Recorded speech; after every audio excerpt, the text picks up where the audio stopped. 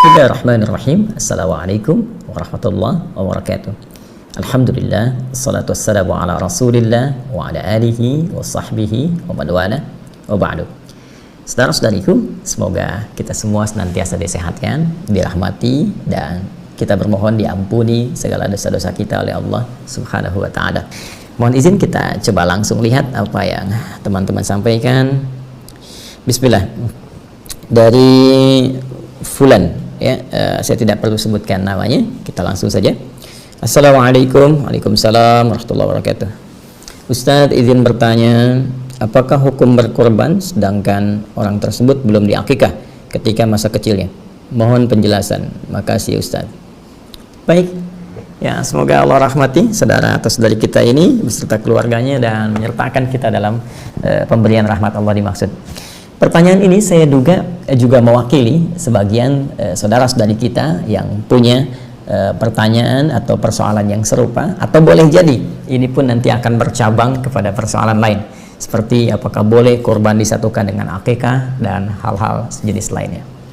Baik, kita coba uraikan dulu, dan seperti biasa kita pahami dulu dasar persoalannya sehingga pemahaman kita bisa lebih lengkap dan terukur, serta dari ukuran itu bisa menunaikan amalan dimaksud dengan lebih baik.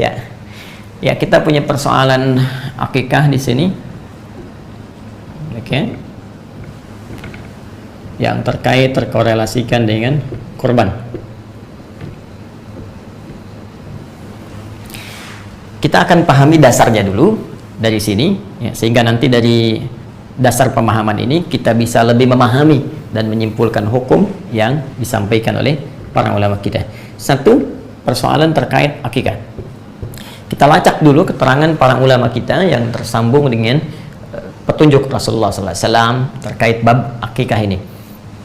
Di antaranya kita temukan dalam kitab Sunan Abu Daud, jadi hadis riwayat Abu Daud, ya, rahimahullah, nomor hadis 2838. Kita bisa temukan juga langsung ke rawinya, ya, dari Samurah bin Jundub, ya, Samurah bin Jundub radhiyallahu ta'ala anhu, tersambung pada keterangan Rasulullah sallallahu alaihi wasallam. Baik, apa keterangannya? Kita bacakan. Kullu ghulamin, ya, penting saya tuliskan, ya, kullu ghulamin rahinatun bi'aqiqatihi. Ini poinnya, ya.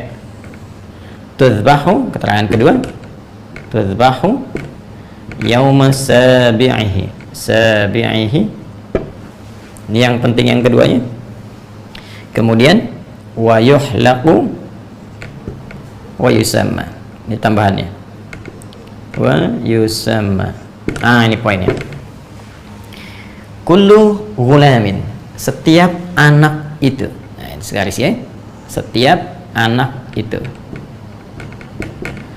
Rahinatun bi'aqiqati, tergadai dengan prosesi akikahnya. Bagaimana ini ditunaikan? Kapan? Tuzbahu, dengan disembelihnya, ya, hewan akikah itu yauma sabi'ihi, pada hari yang ke-7. Ini poinnya, oke. Wa yukhlaqu, bersamaan dengan itu dicukur rambutnya bila ingin disempurnakan sampai cukur habis, ya, dibotaki. Wa yusamma, pun demikian diberikan nama terbaik untuknya. Jadi ada 3 proses di sini: akikah, cukur rambut, diberi nama. Baik, terkorelasi dengan ini juga ada hadis riwayat Imam At-Tirmidzi, ya, hadis riwayat Imam At-Tirmidzi. At-Tirmidzi, nama aslinya Muhammad, tumbuh berkembang di Tirmidz, ada yang menyebut Turmuz, disebut At-Tirmidzi. Nomor hadisnya 1519. Rawinya langsung dari suaminya Sayyidah Fatimah radhiyallahu taala anha, menantu Nabi sallallahu alaihi wasallam, sekaligus juga ini menjadi keponakan beliau, ya, Ali bin Abi Thalib. Ya, radhiyallahu taala anhu, karamahullahu wajah.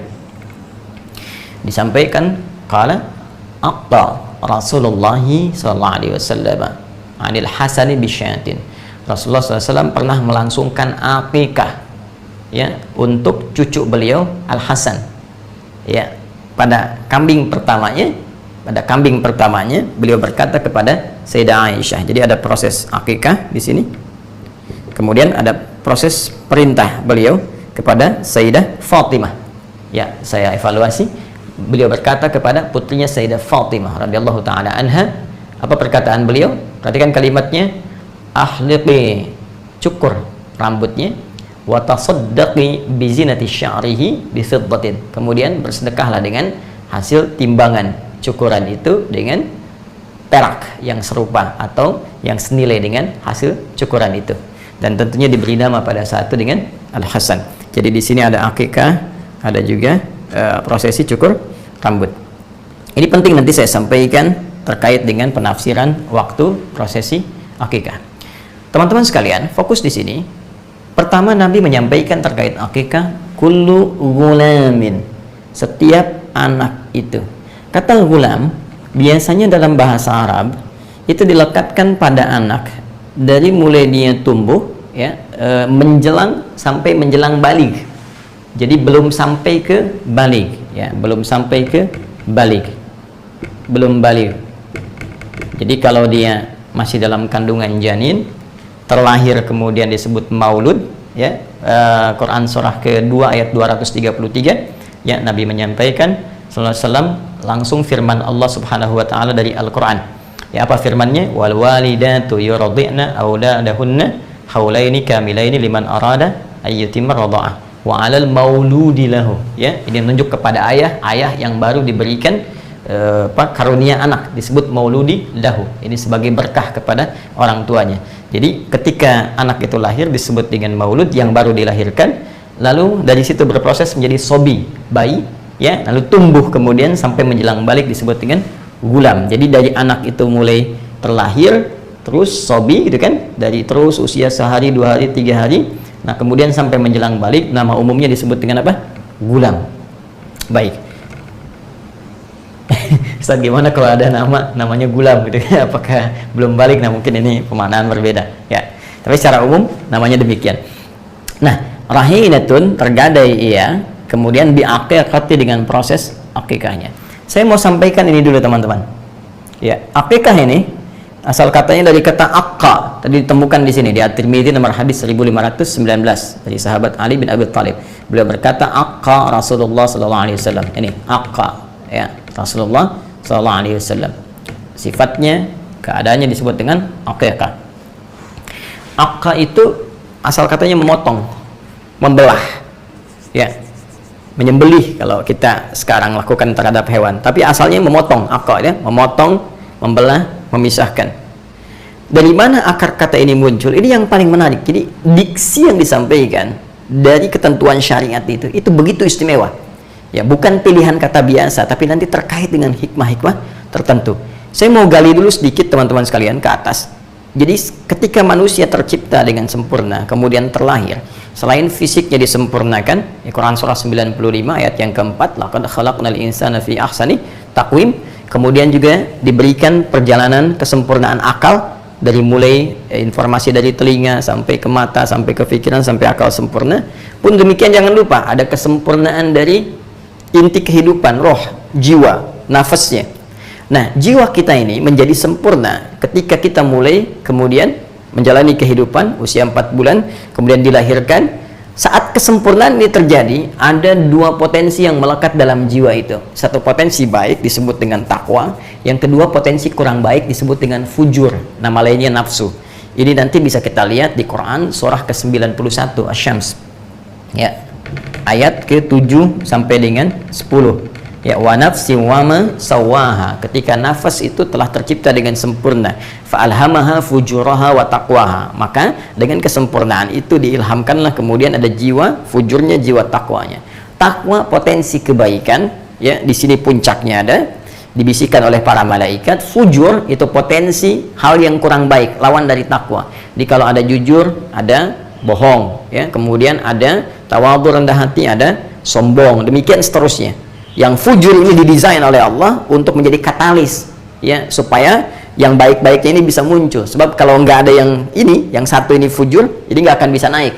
Ya, saya pernah terangkan ini dalam edisi Sitama terdahulu. Nanti Anda bisa cek kembali. Secara cepat, fujur itu nama lainnya disebut dengan nafsu. Ya, jadi kalau takwa tadi bawaan sifat malaikat, karena itu malaikat selalu baik, tak pernah salah. Quran surah 66 ayat ke-6. Tapi nafsu ini cenderung membawa kesalahan. Quran surah ke-12 ayat 53. Ya, wa ma ubarri'un nafsi innan nafsa la'ammaratun bisu. Sedangkan nafsu itu sifat bawaan yang langsung dilekatkan pada hewan. Makanya kalau hewan berbuat banyak kesalahan dan tampil tanpa pertimbangan, ya, hewan senang tampil tanpa busana, hewan buang kotoran di mana-mana, ya, hewan melakukan hubungan gitu kan, yang tanpa kontrol dan seterusnya. Karena memang sifat fitrah hewani itu tercipta dengan nafsunya. Nah, yang paling menarik adalah teman-teman sekalian, Allah Subhanahu wa taala melalui petunjuknya kepada Rasulullah sallallahu alaihi wasallam memberikan dengan sifat kasih dan sayang yang sangat luar biasa, memberikan arahan agar sejak bayi itu terlahir, manusia itu mulai terlahir, dari mulai tumbuh, sebelum balik nih, sebelum semua yang baik dan buruknya dicatatkan sebagai pertanggungjawaban hisab di hari kiamat nanti, diminta oleh Allah melalui petunjuk Rasulullah, hei, taklukkan dulu nafsunya, simbolkan dengan potong itu, ya. Maka disimbolkanlah dengan ibadah yang diberi nama dengan aqiqah, dari kata aqqa tadi, memutus kecenderungan nafsu nanti untuk bisa tumbuh di masa baliknya dan bisa dikontrol saat dia tumbuh itu, dan diarahkan untuk memotivasi takwanya menjadi katalis supaya nilai kebaikannya yang muncul. Nah, disimbolkan ini lewat pemotongan hewan karena nafsu tadi melekat pada fitrah hewani. Jelas ya? Bisa dipahami ya? Karena itu hewan kemudian dihadirkan, dipotong itu untuk simbolisasi sebagai ajaran syariat bahwa dengan itu diharapkan anak ini tumbuh menjadi pribadi yang bisa mengontrol nafsunya. Itu diantara hikmahnya. Ya, karena itu anak kalau dia tumbuh kemudian bersikap kurang baik kepada orang tuanya, ya kan, interaksi pertama dengan orang tua kan di keluarga. Ketika ada anak yang tumbuh menjelang dia balik, bersikap kurang bagus pada orang tua, kata-kata yang kurang bagus, kata-kata kasar dan sebagainya, maka mohon izin, mohon maaf, itu dalam bahasa akhlak disebut dengan uququl walidain. Uquq, ya, uququl walidain. Seakar dengan kata ini dari akon juga, uquq, sifat durhaka anak. Karena itu diharapkan dengan akikah itu sifat ini akan dipotong dari sejak kecil. Kemudian nafsunya mulai bisa dikontrol sehingga tumbuhlah dia kemudian menjadi pribadi yang baik di masa yang akan datang. Itu pun juga harus disertai dengan penyertaan lingkungan yang baik. Orang tua merawat dengan baik, lingkungan ditempatkan di tempat yang baik. Ini diantara hikmah Nabi ketika menyebut kata maulud lagi tadi. Kullu mauludin yuladu alal fitrah, ya, fa abawahu yahwidanihi aw yunassiranihi aw yumajjisanihi. Kullu mauludin, setiap yang terlahir, dari lahir sudah ada fitrahnya. Ya, cuma nanti pengaruh lingkungan yang membuat dia berubah, bahkan mungkin boleh jadi dia menjauh dari Allah Subhanahu wa taala. Ya. Fokus baik-baik teman-teman, jadi paham ya ini. Nah, proses ini dilangsungkan kapan? Dilangsungkan ini batas awalnya, tudzbahu yauma sabi'ihi. Disembelih akikah ini untuk menjadi simbolisasi dalam syariat tentang pemotongan potensi nafsu. Batas awalnya hari ke-7. Ya. Nah, ada yang mengartikan harus hari ke-7 gitu kan, hari ke-7 di akikah, kalau nggak hari ke-7 udah lewat misalnya kan. Saya menghargai pendapat dimaksud, tapi barangkali saya lebih cenderung kepada pendapat dari ulama lain, khususnya juga yang menerangkan riwayat-riwayat ini. Siapa yang menerangkan riwayat ini? Diantaranya Al-Imam At-Tirmidzi, ya. Beliau memberikan keterangan bahwa jika tak memungkinkan di hari ke-7, ini bisa hari ke-14, ya, kelipatannya bisa, jika tak memungkinkan bisa hari ke-21 misalnya, jadi bisa hari ke-7, hari ke-14, hari ke-21. Bahkan tadi ada yang memperluas pemaknaan ini kembali ke batas akhir, ke sini, gulam. Jadi batas awalnya hari ke-7 supaya ada kelapangan, ya, masa baru lahiran langsung dipotong misalnya kambing kan juga boleh jadi bisa menyulitkan, ya, sedang fokus kepada perawatan anak belum bisa maksimal. Maka batas awalnya hari ke-7, ya. Kemudian batas akhirnya kapan? Ini kalimat ini, kullu gulamin, sampai batas anak ini sebelum balik ini yang berakhir. Ya, jadi kalau sudah lewat bulan, ya sudah bukan anak-anak lagi namanya. Ya, sudah masuk kategori balik. Ini balik, sudah masuk kategori dewasa, jadi remaja, jadi pemuda dan seterusnya. Nah, jadi ini batas akhirnya di sini. Saya lebih cenderung ke sini. Ini batas awal, ini batas akhir. Ya. Nah, kalau kemudian sudah mencapai ke batas akhir ini, ya sudah. Ya, sudah tidak berlaku lagi kemudian hukum akikahnya. Ya, akikah itu ingat, hukumnya bukan wajib, ya. Akikah itu sunnah. Tapi ingat, jangan dipandang remeh, sunnah yang sangat ditekankan. Ya, kenapa ditekankan? Tadi karena ada hikmah penting yang terkait berkelindan di balik syariat ini. Jadi anak ini diharapkan tumbuh, ya. Kalau sudah tumbuh dewasa, maka ini sunnahnya ini walaupun sangat muakkad ditekankan tidak berlaku lagi. Walaupun boleh kemudian Anda ganti ini ke depan misalnya dengan sedekah. Boleh dengan diniatkan ini. Misalnya saya pengen sedekah, saya laki-laki waktu kecil belum sempat ibu saya mengakikah, ya, atau ayah saya setelah dewasa ingin sedekah dengan senilai akikah ini, senilai 2 kambing, boleh, sah dilakukan, ya. Tapi yang penting itu esensinya. Jadi akikah itu diniatkan salah satunya dengan harapan anak tumbuh jadi baik dan disertai dengan pengawasan orang tua dan menempatkan pada lingkungan yang terbaik. Jadi kalau ada anak di akikah terus orang tuanya tidak mengikuti, ya, turunan dari akikah ini, ya memang di akikah kambingnya bagus-bagus, cuma ya dibawanya ke tempat-tempat yang kurang bagus. Ya, anak baru tumbuh dibawa ke diskotik misalnya, anak tumbuh dibawa ke tempat-tempat maksiat yang nggak akan nyampe kepribadian baik ini. Ya, hikmahnya itu. Tapi kalau Anda pun orang tua belum sempat saya akikah, tapi berharap berikhtiar, nggak ada juga. Tapi orang tuanya merawat dalam keadaan yang baik, mengajarkan Quran dan sebagainya, sehingga ketika anak ini tumbuh dewasa, muncul kesadaran-kesadaran terbaik. Bahkan dia melihat lagi keadaan sewaktu kecilnya. Nah, ketika melihat itulah kemudian ada tumbuh nilai-nilai kebaikan, dia boleh bersedekah. Tadi seperti yang saya sampaikan. Jadi hikmahnya ke sini, teman-teman sekalian. Ini berpahala, ya. Tapi kalau lewat masanya, kemudian tentunya tidak ada lagi kesunahan yang ditekankan akikah, tapi boleh kemudian Anda niatkan untuk misalnya bersedekah dengan senilai ini. Persis seperti begini. Tahajud itu kan sunnah muakkadah. Tahajud malam kan, sunnah muakkadah, bukan wajib. Ya, hukumnya tapi sunnah, tapi sangat ditekankan karena ada banyak kemuliaan yang tidak didapatkan dalam sholat-sholat selain tahajud. Itu ada di Quran surah ke-17 ya, ayat 79 sampai dengan 81 ya. Wa minal laili fatahajjad bihi nafilatan lak. Di antara sebagian malam bangun tunaikan tahajud. Nafilah ya, itu nafilah, penyerta ya, tapi penting. Penyerta kepada yang pokok, yang wajib diikutkan, ya, sunnah hukumnya, nafilah jenisnya, tambahan. Nafilah itu tambahan dari yang pokok, tapi penting sekali, saking pentingnya kalau bisa tunaikan. Ya, nanti kalau ada orang sudah terbiasa tahajud, tiba-tiba malamnya nggak sempat bangun gitu, ya, karena faktor tertentu, besoknya kemudian dia bangun, ya, maka ada waktu-waktu yang kiranya sudah lewat dari tahajud, tapi besoknya masih ada, maka Nabi dalam satu riwayat dan disampaikan informasi dari para ulama menyampaikan amalan-amalan yang kiranya bisa untuk menggantinya.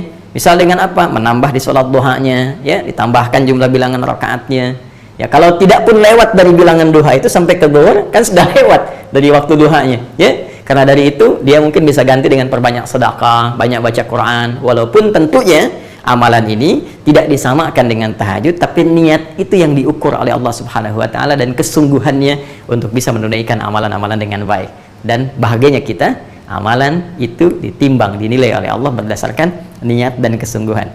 Innamal a'malu binniyat. Kemudian tentang kesungguhan di Quran surah ketiga ayat 142. Ya am hasibtum an tadkhulul jannata walamma ya'lamillahu alladhina jahadu minkum wa ya'lamas sabirin. Untuk bisa bekal ke surga itu Allah akan melihat kesungguhan kita dalam menunaikan amalan-amalan. Nah, ini poinnya, ya. Jadi dari sini bisa terjawab kalau sudah dewasa, maka tadi, ya, tidak harus Anda berpikir untuk akikah lagi, tapi Anda boleh kemudian memikirkan, merencanakan, berikhtiar untuk sedekah, ya. Nah, seperti ini. Jelas.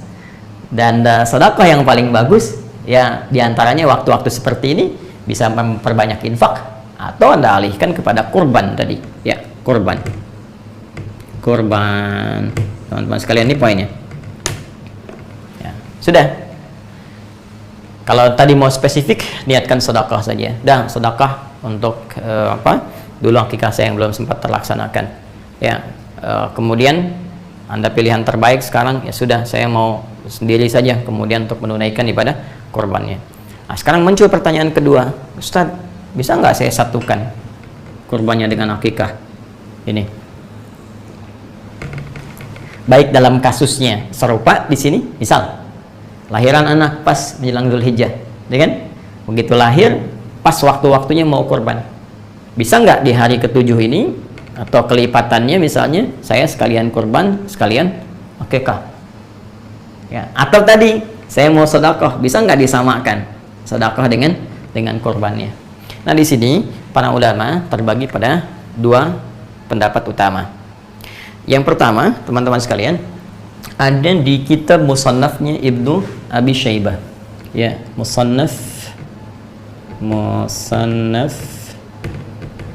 Ibnu Abi Syaibah,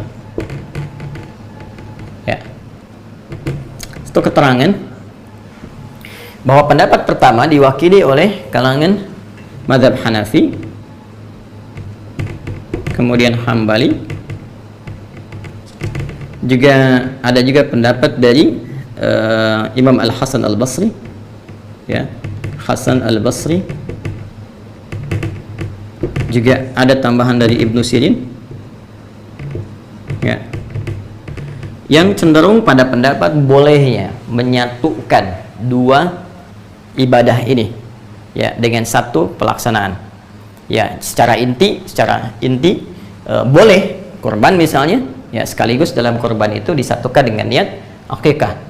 Ya, misalnya kalau untuk perempuan lahir terus pas bersamaan dengan Dzulhijjah, dia pengen kurban, sekaligus dengan kurban itu disatukan untuk niat akikahnya. Nah, ini menurut pendapat yang pertama, ini boleh, silahkan saja, sah saja untuk dilakukan. Jadi silahkan Anda berkurban kemudian niatkan sekalian untuk akikah. Atau dalam konteks yang sedekah ini boleh, silahkan berkorban, niatkan sekalian untuk konteks sedekah, ya, dengan berharap akikah yang kemarin-kemarin juga Allah berkenan menerima ibadah terbaiknya. Ini pendapat yang pertama. Ini saya sertakan juga ulama-ulamanya kemudian ke atasnya di kitab yang bisa kita lacak.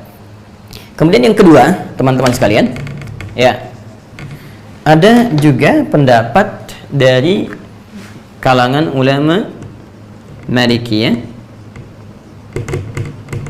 ya, yang disambungkan ke Imam Malik. Kemudian Syafi'iyah, di kalangan Syafi'iyah yang disambungkan kepada Imam Asy-Syafi'i. Ya, ini bisa dilacak di dalam kitab Fatawa Al-Fiqhiyah Kubra, ya, Fatawa Al-Fiqhiyah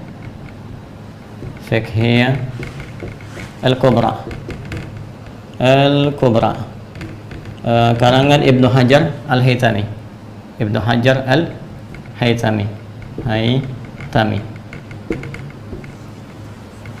Nah, ini menarik pendapatnya. Ya, sebelum beliau mengurai boleh atau tidaknya, yang paling menarik beliau uraikan dulu esensi dari ibadah ini. Ya, perhatikan baik-baik. Teman-teman sekalian, akikah seperti kita ketahui itu ibadah yang ditunaikan untuk bisa dengan ibadah itu diharapkan menjadi pengarah kepada anak dengan izin Allah supaya tumbuh lebih baik di masa depan. Karena itu ibadah ini spesifik ditujukan kepada anak. Kalau dalam bahasa kitabnya fidaul walad, ya, jadi penebus anak. Ini ibadah untuk anak sebelum dia dewasa. Sedangkan kurban, ini akikah, kurban itu tidak spesifik ditujukan kepada anak, tapi lebih kepada jiwa, kepada diri, fidaun nafsi, ya, kurban, ya, itu sifatnya ibadah yang ditujukan untuk mengarahkan jiwa, menata diri, ya, diri pada setiap diri, jiwa yang bersifat umum sifatnya, jadi nggak spesifik dalam rentang usia, bisa untuk anak-anak, bisa untuk orang dewasa, ya, bisa untuk bahkan kakek, nenek, bahkan ini bisa diarahkan kepada yang sudah wafat. Ya, ada orang sudah meninggal dunia kemudian ingin dikorbankan, ini masih boleh. Akikah tidak. Ya, jadi dari sini dilihat kemudian oleh para ulama Malikiyah, Syafi'iyah dengan referensi yang saya sebutkan, karena sifatnya ini berbeda, beda jenis, ya, tidak sama, maka mereka lebih cenderung untuk memisahkan akikah dengan kurban. Akikah tersendiri, kurban tersendiri. Jadi kalau Anda ingin akikah, silahkan niatkan akikah, ya, dengan ketentuan yang berlaku. Kalau Anda ingin kurban, maka silahkan niatkan kurban. Nah, kapan waktunya? Kalau ada waktu akikah, karena spesifik akikah itu waktunya terbatas sampai menjelang dewasa, maka dalam konteks ini dahulukan akikah dulu. Jadi kalau ada pertanyaan yang ketiga, Ustadz, mana yang dahulukan, akikah atau kurban? Maka dalam konteks ini, jika waktunya bersamaan dengan waktu spesifik akikah, anak ini lahir sampai tumbuh sebelum baligh misalnya, nah, ada rezeki yang Allah titipkan pada kita, maka yang dahulukan akikah. Kenapa? Karena kurban ini waktunya itu masih panjang. Setiap tahun masih bisa ada. Anak telah dewasa pun masih kurban untuk diri sendirinya. Bahkan telah meninggal pun bisa dilakukan kurban yang diniatkan, ditujukan untuk yang tadi yang disebutkan, yang telah wafat. Ya, jadi dahulukan akikah kalau momentumnya bersamaan. Tapi kalau momentumnya sudah lewat dari sini, Anda bisa dahulukan kurban. Jelas ya? Kurban dahulukan karena ini sudah lewat waktunya. Kecuali tadi Anda ingin bersedekah untuk berniat menutup akikah yang telah lalu, bukan ibadah akikahnya tapi sedekahnya yang Anda lakukan, maka itu pun terpisah. Silahkan bersedekah di waktu yang lebih umum dan dahulukan kurban di waktu yang bersamaan dengannya, yaitu waktu-waktu di awal Dzulhijjah sampai dengan hari tasyriknya. Nah, ini analoginya begini. Jadi dalam syariat itu, ini tajam sekali ya, tajam sekali. Dalam syariat itu, teman-teman sekalian, jadi ibadah yang bisa disatukan, ya, pertama itu jenisnya serupa, jenisnya sama. Yang kedua, yang diikutkan itu bukan ibadah pokok, ya, bukan ibadah pokok, ibadah penyerta sifatnya. Ya, contoh begini, saya contohkan sholat lah yang paling gampang, sholat. Ya, sekarang kita ingin menyatukan jenis-jenis sholat, ya. Jenisnya sama-sama sholat, ya, sholat dengan sholat kita ingin satukan. Sekarang yang satu misalnya kita ingin sertakan kepada yang lain, maka yang boleh disatukan itu yang sifatnya bukan pokok, ya, bukan ibadah khusus dengan nama tersendiri. Contoh tahiyatul masjid, ya, sholat tahiyatul masjid. Tahiyatul masjid itu bukan sholat yang berdiri sendiri, tapi lebih menunjuk pada keterangan Rasulullah setiap sholat 2 rakaat yang ditunaikan sebelum kita duduk di masjid. Semua jenis salat 2 rakaat. Kalau bahasa nabinya, bima makna qala Rasulullah sallallahu alaihi wasallam, "Idza dakhala ahadakumul masjidah." Ya, idza dakhala ahadakumul masjidah fala yajlisa hatta yusalli rak'atain. Idza dakhala, apabila akan masuk, ahadukumul masjidah, satu di antara kalian ke masjid, ya, fala yajlisa, maka jangan langsung duduk. Jangan di sini sifatnya menunjuk kepada larangan yang diutamakan dalam pengertian sunnah. Kan? Ya, hatta yusalli rak'atain, sampai dia salat 2 rakaat. Ya, jadi sholat dulu 2 rakaat, kemudian baru dia duduk untuk i'tikaf. Ini sifatnya sunnah. Ya, artinya dalam keadaan terdesak pun dia kemudian mesti duduk, langsung duduk saja. Jangan dipaksakan kemudian sunnah menghambat kepada sesuatu yang lebih utama. Contoh dalam kasus khutbah Jumat. Nih banyak saya temukan khatib sudah naik ke atas mimbar, bahkan tengah-tengah khutbah orang datang terlambat, terus maksa masuk ke dalam masih tahiyatul masjid. Ya, yang paling celaka yang masuk 1, 2, 3, 4 orang, khatibnya sudah masuk khutbah kedua. Udah mau ditutup, datang sholat lagi, datang sholat lagi. Kapan ditutupnya? Ya, karena itu dalam mazhab Maliki, kalau sudah khatib naik ke atas mimbar, ini tidak dianjurkan tahiyatul masjid, langsung duduk. Ya, kecuali dalam kondisi tertentu, ya, kasusnya seperti Sulaik Al-Ghatafani di zaman Nabi SAW yang ingin dikenalkan kepada jamaah bahwa ini ada orang baru, bukan orang Madinah, yang butuh bantuan. Karena itu beliau tunjuk untuk sholat, ya, sedangkan beliau masih menunaikan khutbah. Ini pembahasan lain nanti ya, supaya tidak melebar. Nah, jadi jangan langsung duduk kecuali sholat 2 rakaat. Sholat apa yang dimaksud? Ya, sholat apa saja. Bisa sholat wudhu, setelah wudhu masuk masjid sholat, ya, bisa sholat duha. Ya, jadi umum sifat sholatnya.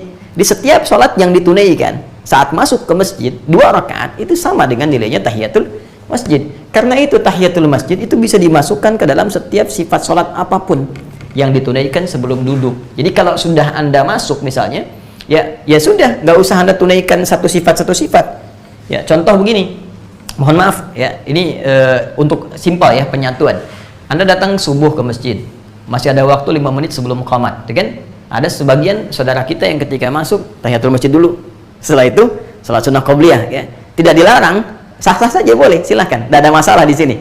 Tapi sebetulnya Anda bisa membuat simpel. Bagaimana caranya? Masuk, tunaikan 2 rakaat sebelum subuh. Ketika Anda tunaikan qabliyah subuh 2 rakaat sebelum subuh, ya itu saat masuk masjid lalu Anda duduk i'tikaf, itu sama nilainya, sudah mencakup kepada tahiyatul masjid.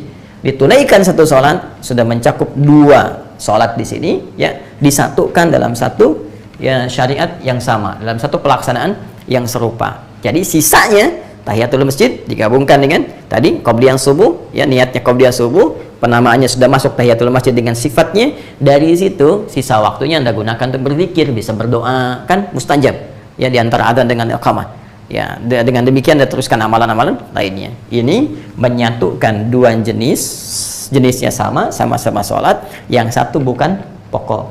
Nah sekarang gini, akikah dengan kurban jenisnya sama nggak? Sama-sama nyembelih hewan, ya kan? Sama-sama menyembelih kan?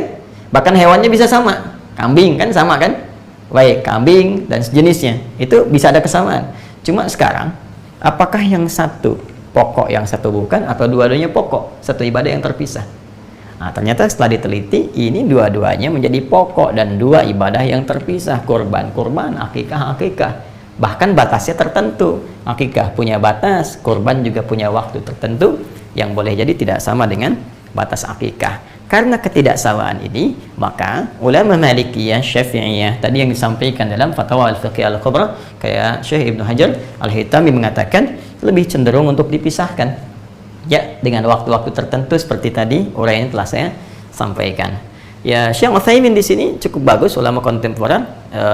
Beliau telah wafat dan kita doakan semoga beliau dirahmati dan merahmati seluruh ulama-ulama lainnya. Saya sebut Syekh Utsaimin untuk mencontohkan sikap ini loh, yang tadi. Beliau itu kan Hambali, jadi pengikut di mazhab Imam Ahmad bin Hambal. Kemudian juga salah satu ulama yang sangat istimewa di rezim Saudi yang sekarang, ya. Dan beliau telah wafat dan beliau punya corner, ya, pojok Syekh Utsaimin di Hotel Sofwa. Jadi kalau Anda masuk ke Hotel Sofwa, masuk dari pas jajar dengan Masjidil Haram itu, lurus sampingnya Zamzam persis nempel, ya. Anda lurus masuk, kemudian dari situ naik eskalator pertama, masuk, kemudian ada toko-toko, naik lagi 1 eskalator ke atas lagi, ya. Begitu naik eskalator ke atas, sebelah kanannya ATM, tukang es krim, balik ke kiri. Nah, dekat ke kiri itu langsung ada pojok Syekh Utsaimin di situ. Jadi Anda bisa lihat. Terus naik lagi ke atasnya, itu sofa, ya, sebelah kanannya tukang cukur, 30 real. langsung bersih gitu. Nah, itu ada di situ. Syekh Utsaimin cukup menarik. Beliau itu condong kepada mazhab Hambali sebetulnya. Ya, kata beliau bisa disatukan, tapi akan lebih bagus kalau menurut saya pribadi, kata beliau, bisa dipisahkan. Jadi kalau ada anggarannya, kalau anggarannya itu bisa mencakup 2 ini, kata beliau akan lebih bagus kalau dipisahkan. Jadi mengambil yang pertengahan, satu untuk akikah, satu lagi untuk kurban. Saya ingin menunjukkan betapa sikap para ulama-ulama itu begitu objektif, begitu teduh, kan? Kemudian saling menghargai pendapat yang lain, saling mencari jalan tengah, terus tidak ada berniat untuk menjatuhkan, mencela, apalagi ingin menganggap yang lain mesti turun, yang ini mesti naik, tidak. Dan itu sebetulnya bagian dari karakteristik yang harus dimunculkan dan kita saling mendoakan. Nah, untuk itu kembali kepada pertanyaan tadi, kita simpulkan bahwa dalam konteks ini, bagi yang sudah masuk dewasa, kan, melewati batas masa baligh, akan lebih baik kalau ada kelebihan rezeki bisa bersedekah, kan, dan salah satunya diniatkan bisa menutup akikah yang telah lalu, kemudian ya sampaikan, masa iya kemudian akikah lagi, kemudian cukur lagi sampai botak, terus namanya ditetapkan lagi, kan, juga harus ada penyesuaian. Kemudian yang kedua, jika ada bersamaan akikah dengan korban, mana yang didahulukan? Saya pribadi tadi lebih cenderung kepada sikap yang diambil oleh para ulama Malikiyah, Syafi'iyah. Jika memang ada rizki yang berlebih, kita bisa pisahkan antara akikah kemudian dengan kurban, karena ini 2 pokok ibadah yang berbeda, yang tidak sama, yang ketentuannya juga memiliki ketentuan masing-masing. Jadi kalau waktunya pas anak itu lahir, saya lebih cenderung akikah dahulukan. Ya, karena kurban bisa masuk di masa-masa berikutnya. Walaupun Ustadz, bagaimana kalau anak itu wafat? Kan bisa kurban diniatkan untuk anak, tapi kan nggak bisa akikah diniatkan untuk anak kalau anaknya sudah wafat, ya. Baik, jadi dahulukan akikah dulu. Nah, kalau terbalik situasinya sudah dewasa, maka dahulukan kurban dulu, ya, karena waktunya khusus. Nanti setelah kurban, kalau Anda ingin bersedekah mengganti yang akikah, maka itu silahkan dengan segala kelapangan, dan semoga Allah menerima amal ibadah dan merahmati kita semua. Kurang lebih ini Ya, saya bisa menjawab dari awal dengan cepat misalnya, ini hukumnya begini, paling-paling selesai 2 menit, 3 menit. Tapi kan kedalaman ini nggak kita temukan. Jadi mohon izin untuk bersabar kalau sekiranya ada pertanyaan. Saya bahas kadang mungkin, wah ini kok kemana-mana, bukan kemana-mana, karena memang korelasinya ke situ gitu ya. Jadi agak lebih panjang supaya kita bisa memahami dengan lebih baik. Saya kira itu, barangkali ada keterangan ulama lain yang lebih baik, dan sangat mudah Anda bisa meninggalkan apa yang saya sampaikan dan mengambil pendapat ulama lain yang kiranya lebih mudah untuk diamalkan sesuai dengan ketentuan Al-Quran dan Sunnah Rasulullah SAW. Demikian teman-teman sekalian, semoga bermanfaat, ya, semoga Allah memberikan taufik. Subhanakallahumma bihamdika asyhadu an la ilaha illa anta astaghfiruka wa atubu ilaik wa akhiru da'wana alhamdulillahirabbil alamin. Assalamualaikum warahmatullahi wabarakatuh.